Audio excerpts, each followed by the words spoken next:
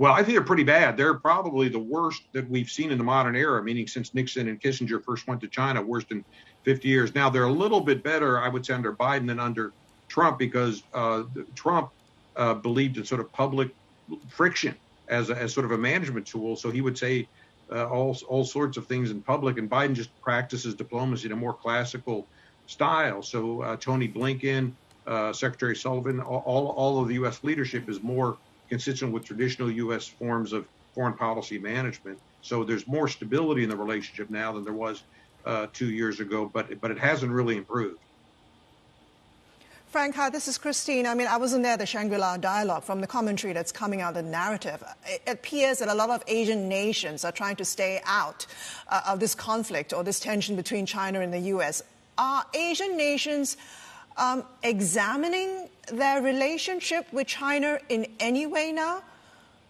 Well, look, I don't blame at all the other nations trying to stay out. I think I would do the same thing, meaning China's a fact of life, and you have to have a working relationship with a major power if you're a neighbor. So there's no sense being antagonistic toward them, even if they have concerns about China's role in the region.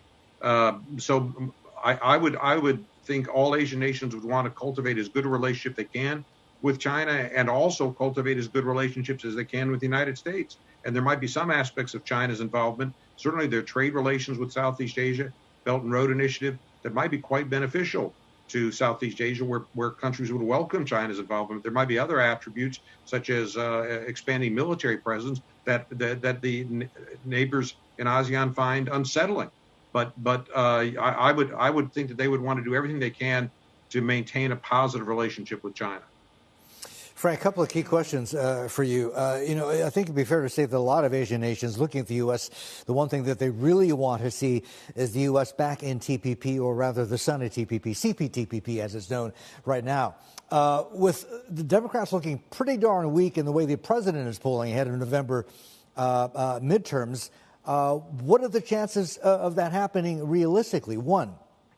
The second question is, if that option is off the table, the way the president's been trying to engage this part of the world with the Indo-Pacific Economic Framework, IDEF, it sounds good. There's been a lot of diplomacy, a lot of senior level officials have been out in this part of the world. But for Southeast Asia, which is, I think you would agree, the fulcrum of U.S.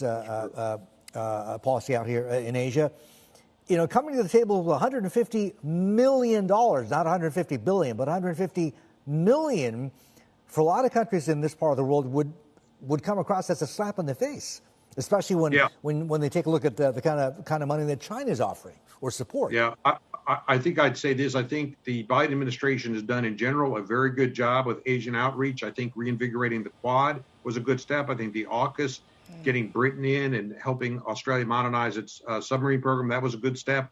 I think Biden's personal diplomacy with ASEAN leadership has been great. And then also his trip to Japan and Korea, very positive. So there's been a lot of high marks. I don't think trade diplomacy has hit that high mark yet. To answer your question, I don't think TPP is in the cards. It's unfortunate. I think it was a very useful step for the United States, but I just don't think there's the political appetite in Washington for TPP. And I have to say, I sort of grudgingly agree with your assessment of the Indo-Pacific Economic Framework. It's less than what the Asian countries want to see, and it's less than what the U.S. could do. What the countries want is just greater economic connectivity, and the IPEF doesn't really offer that. It doesn't offer improved trade terms. So I think it falls short of the mark. So on the political military side, I think I'd give the administration very high marks and for engagement, and on the economic trade side, lower marks, I'm afraid.